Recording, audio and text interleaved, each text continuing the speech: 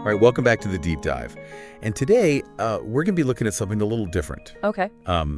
We're diving into Psalm 133 Interesting. from the New Living Translation. Okay. And it's a pretty short one, but it's described as a song for pilgrims ascending to Jerusalem. Okay. A psalm of David. And it all comes down to this one idea, harmony.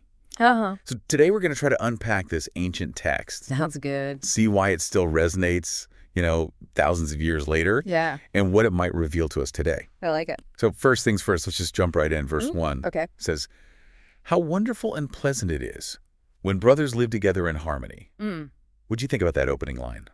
Oh, it's pretty powerful, isn't it? Just cuts right to the chase. Yeah. Like, it doesn't waste any time. Just throws it right out there. Harmony. Right. It's wonderful. It's pleasant. It's like it's tapping into this deep desire we all have for connection, for peace, for belonging. Off the bat. And it's interesting, how it focuses on brothers. Yeah. Like that points to the importance of those close relationships, family, community, that sense of kinship. Definitely. Yeah. Okay, so let's move on to verse 2, Okay. which says, "For harmony is as precious as the anointing oil that was poured over Aaron's head, Interesting. that ran down his beard, and onto the border of his robe." Okay, so now we're getting into some imagery, We are. some symbolism, this anointing oil. It wasn't just any oil, Yeah. This was special. It represented consecration, divine favor, setting someone apart. And remember, Aaron, he was the first high priest.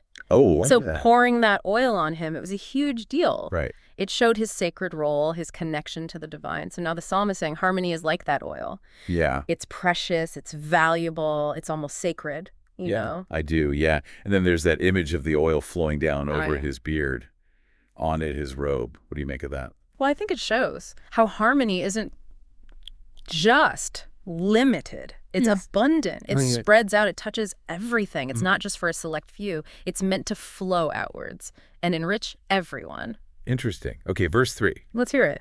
says, "Harmony is as refreshing as the dew from Mount Hermon that falls on the mountains of Zion." Now, this one's got some geography in it. It does. So Mount Hermon, it's known for its dew. Lots of it. Really important for life in that region. Okay. And Zion, it's drier. So that dew from Hermon, it would be like this huge blessing, I see. bringing life, vitality to a place that might be struggling. Yeah. So what does that tell you about harmony? Well, it's like it can renew things, Right. revitalize, bring something new to a situation that might be kind of stuck or barren. Yeah, Or maybe even like a relationship absolutely. that's struggling. And it ends with, "And there the Lord has pronounced his blessing, even life everlasting."